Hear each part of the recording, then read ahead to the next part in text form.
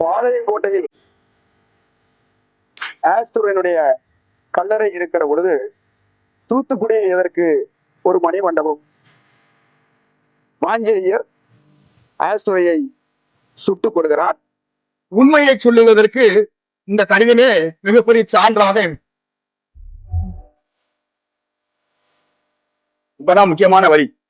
அழியாத சனாதன தர்மத்தை காலால் மிதித்து வேண்டுடைய கொலை வழக்கு இன்றைக்கு எத்தனை பேருக்கு தெரியும்? அனைவருக்கும் வணக்கம். இந்த நிகழ்ச்சியின் வழியாக உங்களை சந்திப்பதில் மிக்க மகிழ்ச்சி அடைகிறேன். நாம் பார்த்து கொண்டிருக்கக்கூடிய இந்த இடம், இந்த நேர்காணல் நடக்கக்கூடிய இடம், நெல்லை மாவட்டத்தினுடைய ஆட்சித்தலைவராக இருந்து வாஞ்சி ஐயரால் சுட்டுக் கொல்லப்பட்ட ஆஷினுடைய நினைவு மண்டபத்திலிருந்து நான் பேசிக் கொண்டிருக்கிறேன். தூத்துக்குடி மாவட்டத்தினுடைய மணியாட்சியில் ஆஸ்துரை வாஞ்சி ஐயரால் சுட்டுக் கொல்லப்படுகிறார். அவருடைய கல்லறை இன்றைக்கும் பாளையங்கோட்டையில் இருக்கிறது. பாளையங்கோட்டையில் ஆஸ்துரையினுடைய கல்லறை இருக்கிற பொழுது தூத்துக்குடியில் எதற்கு ஒரு மணி மண்டபம் என்கிற வினா இன்றைக்கும் பலருக்கும் எழக்கூடும். 1908 தூத்துக்குடியிலே இந்த ஆஷ் நினைவு மண்டபத்திற்கு மிக அருகாமையில் வடதிசையில் இருக்கக்கூடிய இன்றைய மெஜினா கோட்ஸ் நூற்பாலை, அன்றைக்கு A&F ஆர்மி மில் என்று அழைக்கப்பட்டது. அந்த ஆர்மி மில்லினுடைய தொழிலாளருடைய நலனுக்காக வஉசி ஒரு மிகப்பெரிய போராட்டத்தை முன்னெடுத்தார். அந்த போராட்டத்திற்கு பின்னால் அதற்கு அடுத்த காலகட்டத்தில் பிப்ரவரியில் தூத்துக்குடியில் கோரல் மில் தொழிலாளருடைய போராட்டம், மார்ச் திங்களில் வங்கத்து சிங்கம் பிபின் சந்திரபால் விடுதலை செய்யப்படுகிறார். அவருடைய விடுதலை நாடு முழுவதும் கொண்டாடப்படுகிறது. தூத்துக்குடியில் கொண்டாடுவதற்கு தடை விதிக்கப்படுகிறது. அன்றைக்கு நெல்லை மாவட்டத்துடைய ஆட்சித் தலைவராக இருந்தவர் வின்ஸ் என்கிற ஆங்கிலேயர். தூத்துக்குடியில் கோரல் மில் போராட்டம் ஓய்ந்து அந்த வெப்பம் அப்படி இருக்கிற அந்த நேரத்தில் தூத்துக்குடியில் பிபின் சந்திரபாலுடைய விடுதலை நாளை கொண்டாடக்கூடாது என்று தடை விதிக்கப்படுகிறது. வஉசி, சுப்பிரமணிய சிவா உள்ளிட்ட தலைவர்கள் நெல்லையில் மாபெரும் ஊர்வலத்தை நடத்துகிறார்கள். அந்த ஊர்வலம் சிந்துபூந்துறையில் ஒரு பொதுக்கூட்டமாக நிறைவு பெறுகிறது. அந்த வழக்கிலே கைது செய்யப்பட்ட வஉசிக்கு இரட்டை ஆயுள் தண்டனை விதிக்கப்படுகிறது. வஉசிக்கு இரட்டை ஆயுள் தண்டனை விதிக்கப்பட்ட காரணத்தினால்தான் வாஞ்சி ஐயர் ஆஸ்துரையை சுட்டுக் கொன்றார் என்று இன்றைக்கு பலராலும் பேசப்படுகிறது, எழுதப்படுகிறது. ஆனால் உண்மை என்னவென்று ஆழ்ந்து உற்று நோக்குகிற பொழுது, வரலாற்றுக்கான தரவுகளை தேடி பார்க்கிற பொழுது அது வேறொரு செய்தியாக இன்றைக்கு அறிய முடிகிறது. தொடர்வண்டி நிலையத்திலே 1911 ஜூன் திங்கள் 17ஆம் நாள் ஆஸ்துரை வாஞ்சி ஐயரால் தொடர்வண்டிக்குள் வைத்து சுட்டுக் கொல்லப்படுகிறார். தொடர்வண்டியினுடைய கழிப்பறைக்குள் சென்ற வாஞ்சி ஐயர் தன்னிடமிருந்த துப்பாக்கியால் தன்னைத்தானே சுட்டுக் கொள்கிறார். அப்படி தன்னைத்தானே சுட்டுக் கொன்ற வாஞ்சி ஐயருடைய பையிலிருந்து எடுக்கப்பட்ட கடிதத்தில் அவர் சொல்லியிருக்கிற செய்தி வரலாற்று சிறப்பு மிகுந்தது. உண்மையை சொல்லுவதற்கு இந்த கடிதமே மிகப்பெரிய சான்றாக இன்றைக்கு எடுத்துக்கொள்ளலாம். எங்கள் ராமன் சிவாஜி, கிருஷ்ணன் அர்ஜுனன் ஆகியோர் தர்மம் செழிக்க அரசாட்சி செய்து வந்த தேசத்தில், இந்த நாட்டில் ஆங்கிலேய சத்துருக்கள் நமது தேசத்தை பிடுங்கிக் கொண்டு, இப்பதான் முக்கியமான வரி, அழியாத சனாதன தர்மத்தை காலால் மிதித்து துவம்சம் செய்து வருகிறார்கள்.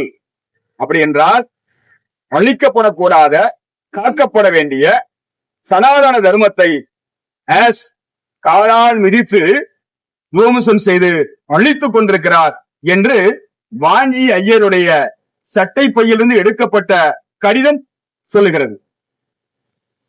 இப்போ ஒரு தெளிவு கிடைச்சிருக்கும் நினைக்கிறேன்.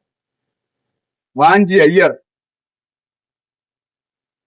ஆஸ்துரையை சுட்டுக் கொள்வதற்கான காரணமாக அவர் சொல்லுகிற செய்தி என்னவென்றால், சனாதன தர்மத்திற்கு எதிராக ஆஸ்துரை இருந்தார் என்பதுதான் அந்த கடிதம் சொல்லுகிற செய்தி. இந்திய விடுதலை போராட்டத்தில் ஈடுபட்ட எல்லோரையும் அன்றைக்கு ஆட்சியில் இருந்த இந்தியாவை பூர்வீகமாக கொண்ட இந்தியர்கள் அதிகாரிகளாக இருந்தாலும் அல்லது ஆங்கிலர்களாக இருந்தாலும் அல்லது அயர்லாந்து தேசத்திலிருந்து இங்கு வந்து மாவட்ட ஆட்சித்தலைவராக இருந்த ஆஷாக இருந்தாலும் எல்லோருமே விடுதலை போராட்டத்தை ஒடுக்குவதில் தீவிரமாக இருந்தார்கள் என்பதில் மாற்று கருத்து இல்லை. எல்லா அதிகாரிகளுமே ஆங்கில அரசுக்கு தங்களுடைய அதிகாரத்தை பயன்படுத்தி விடுதலை போராட்டத்தை ஒடுக்குவதில் முனைப்பு காட்டிய பொழுது இந்த ஆஸ்துரை மட்டும் ஏன் சுட்டுக் கொல்லப்பட்டார் என்பதற்கு சரியான காரணம் வாஞ்சி ஐயருடைய கடிதமே சான்றாக இருக்கிறது. ஆஷை பொறுத்தமட்டில் அன்றைய நாட்களில் ஒடுக்கப்பட்ட விளிம்புநிலை மக்களுடைய வாழ்க்கை தரம் முன்னேறுவதற்கு, மக்களுடைய வாழ்வியல் மேம்படுவதற்கான திட்டங்களில் தன்னை முழுமையாக அர்ப்பணித்துக் கொண்டார் என்பதை அன்றைய நாட்களில் வெளிவந்த இதழ்களின் மூலமாக அறிய முடிகிறது. குறிப்பாக அன்றைய ஒரு பைசா தமிழன் என்ற இதழ்களை இன்றைக்கு எடுத்து பார்ப்போமானால் அவரை மிகச்சிறந்த அதிகாரியாக, நேர்மையாளராக பதிவு செய்த கட்டுரைகளை தான் நாம் பார்க்க முடிகிறது. இன்னும் சொன்னால் ஆஸ் நிர்வாக திறமை மிக்கவர் என்ற வரிகளைத்தான் அந்த 2 இதழ்களும் அவருக்கு சூட்டி நிற்கின்றன. அப்படிப்பட்ட ஆஷ் சனாதன தர்மத்திற்கு எதிராக பல்வேறு வகைகளில் செயல்பட்டார். அது மட்டுமல்ல, குறிப்பிட்டு சொல்லக்கூடிய ஒரு விடயம் என்னவென்று சொன்னால், ஆஷனுடைய துணைவியார் திருமதி மேரி ஆஷ் அவர்களும் அந்த சனாதன தர்மத்துக்கு எதிராக இருந்திருக்கிறார் என்பதுதான் உண்மை. ஒடுக்கப்பட்ட இனத்தை சார்ந்த ஒரு பெண் வேறுகால வழியால் துடிக்கிற பொழுது அந்த பெண்ணை தன்னுடைய வாகனத்தில் ஏற்றி கொண்டு அக்கரகாரத்தை தாண்டி மருத்துவமனை கொண்டு சேர்த்தார் என்கிற ஒரு குற்றச்சாட்டு. அப்படி செய்ததற்காக மன்னிப்பு கோர வேண்டும் என்று அன்றைக்கு கேட்கப்படுகிறது. தான் செய்தது சரி என்று மேரி அம்மையார் வாதிடுகிறார். ஆஷும் அதற்கு உடன்படுகிறார். இதுவும் அவருடைய படுகொலைக்கு முதன்மையான காரணங்களில் ஒன்றாக இன்றைக்கு கருதப்படுகிறது. ஒருவேளை ஆங்கில அதிகாரிகள் எல்லாம் சுட்டுக் கொல்லப்பட வேண்டும் என்று சொன்னால், விடுதலை போராட்டத்தை ஒடுக்கியவரெல்லாம் சுட்டுக் கொல்லப்பட வேண்டும் என்று சொன்னால், இந்தியாவில் ஏராளமான ஆங்கில அதிகாரிகள் சுட்டுக் கொல்லப்பட்டிருக்க வேண்டும். காந்தியினுடைய சித்தாந்தம் அதை முன்னிறுத்தி இயங்கவில்லை. காந்தியுடைய சித்தாந்தம் வன்முறையை முன்னிறுத்தி இயங்கவில்லை. இதே தூத்துக்குடி மாவட்டத்தில் குலசேகரம்பட்டினத்தில் உட்புறத்தினுடைய உதவி ஆய்வாளராக இருந்த லோன்துரை 26 பேரால் வெட்டி கொலை செய்யப்படுகிறார். 26 பேரால், அந்த மண்ணின் மக்களால். முதலாவது நபராக ஆறுநேரி காசி நாடார், 2வது குற்றவாளியாக தூக்குமலை ராசகோபால் என்று 26 பேர், 3வது குற்றவாளியாக ஆழந்தலையில் பிறந்து அமளிநகரில் குடியேறிய தியாகி பெஞ்சமின், இவருக்கு 3 ஆயுள் தண்டனை விதிக்கப்படுகிறது. இப்படி 26 குற்றவாளிகள் தண்டிக்கப்படுகிறார்கள். அந்த லோன்துறையினுடைய கொலை வழக்கு இன்றைக்கு எத்தனை பேருக்கு தெரியும்? ஆஸ்துரையை சுட்டுக் கொன்ற வாஞ்சி ஐயர் இன்றைக்கு வரலாற்றில் பேசப்படுகிறார்.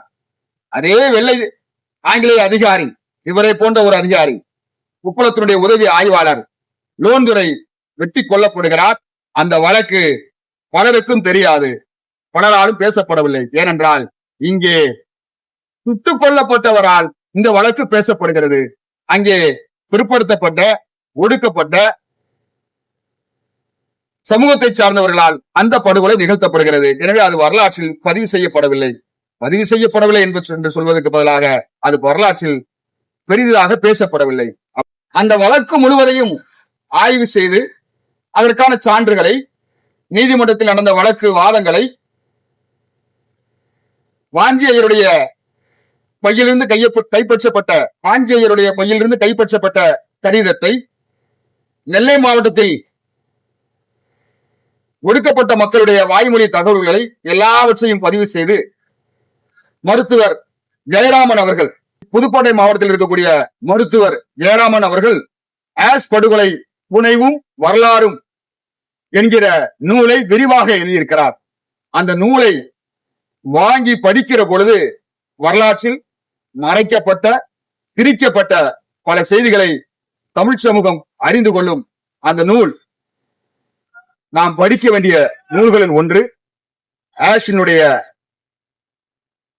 பணிகள் எப்படி இருந்தன, அந்த கொலைக்கான காரணம் என்ன என்பதையெல்லாம் விரிவாக பேசுகிற நூலாக அது இருக்கிறது. நன்றி.